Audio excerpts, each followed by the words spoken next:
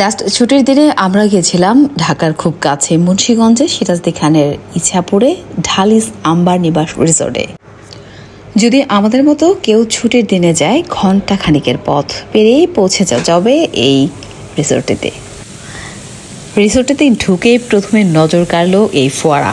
মানে ভীষণ ভালো লেগেছে, আমি অনেকক্ষণ ছিলাম এখানে। তারপর দেখি এক এক করে এতগুলো স্থাপনা তৈরি করা হয়েছে যে আসলে দর্শনার্থীদের কথা ভেবেই এমনভাবে তৈরি করা হয়েছে যেন সারাদিন কাটিয়ে দেওয়া যাবে অনায়াসে, আর কেউ চাইলে রাত্রি যাপনও করতে পারবে।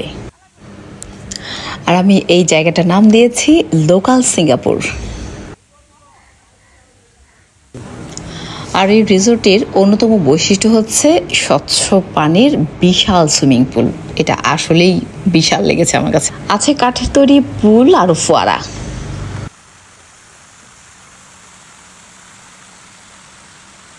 আর এই কাঁঠাল বাড়িটা আমার কাছে ভীষণ ভালো লেগেছে, কারণ কাঁঠাল আমার এমনিতেই খুব পছন্দ। প্রথমে দূর থেকে দেখে কিন্তু সত্যিই ভেবেছিলাম রিয়েল কাঁঠাল, যদিও এটা ফেক। যাই হোক, ট্রি হাউস বলে কথা।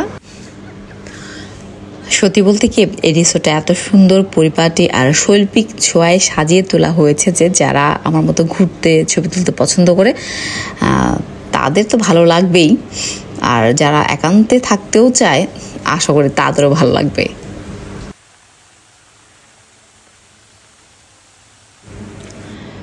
রয়েছে বিশাল লেক। আমার মনে হয় লেকটা ঘুরতেও অনেকক্ষণ লেগে গিয়েছে আমাদের। আর লেকে শান বাঁধানো ঘাটে পা ঝুলে বসেছিলাম অনেকক্ষণ।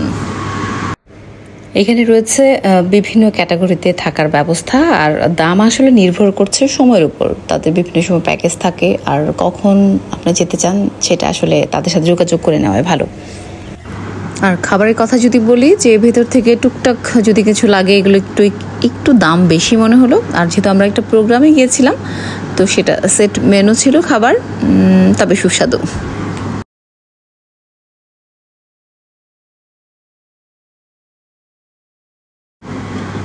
তবে বেলা শেষে বলবো দারুণ একটা অভিজ্ঞতা নিয়ে এসেছি।